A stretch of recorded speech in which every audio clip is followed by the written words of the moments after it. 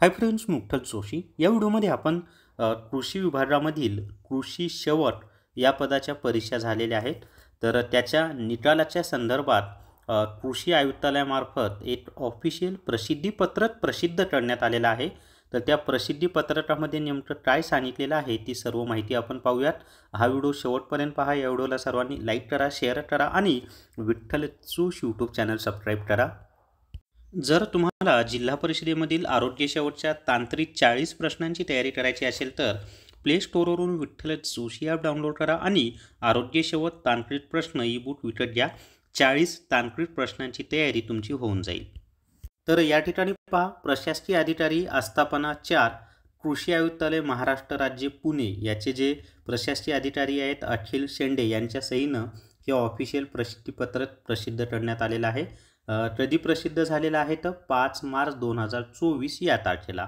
आता काय म्हटलेलं याच्यामध्ये पहा, IBPS संस्थेमार्फत दिनांक 16 व 19 जानेवारी 2024 रोजी कृषी आयुक्तालयाच्या अधीनस्थ कार्यालयातील विभागीय कृषी सहसंचालक सर्व यांचे आस्थापनेवरील कृषी शेवट पदांसाठी भरती प्रक्रिया झाली होती. त्याबाबत अद्यापही निकाल न लागल्यामुळे उमेदवारांकडून सातत्याने विचारणा होत आहे. म्हणजे उमेदवार फोन करून त्यांना सतत विचारत आहेत. तरी या प्रसिद्धी पत्रकाद्वारे कळविण्यात येते की याबाबत कृषी आयुक्तालय स्तरावरून निकालाबाबत IBPS संस्थेकडे सतत पाठपुरावा सुरू आहे.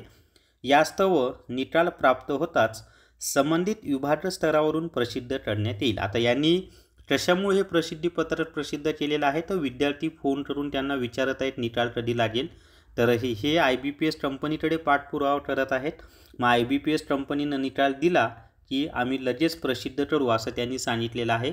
पण ते कधी करू, कोणत्या तारखेपर्यंत त्यांना निकाल प्राप्त होईल याची माहिती कृषी आयुक्तालयाकडे सुद्धा नाही. तर आपल्याला वाट पाहावी लागेल. IBPS जेव्हा केव्हा कृषी आयुक्तालयाला निकाल देईल तेव्हाच कृषी आयुक्तालय आपल्या वेबसाईटवर तो निकाल अपलोड करणार आहे. तर हीच माहिती मला तुम्हाला या व्हिडिओमध्ये द्यायची होती, कारण ऑफिशियल प्रसिद्धीपत्रक काढून त्यांनी ही माहिती दिलेली आहे. तर या व्हिडिओमध्ये एवढीच माहिती. या व्हिडिओला सर्वांनी लाईक करा, शेअर करा आणि Vitthal Joshi YouTube channel subscribe करा. धन्यवाद.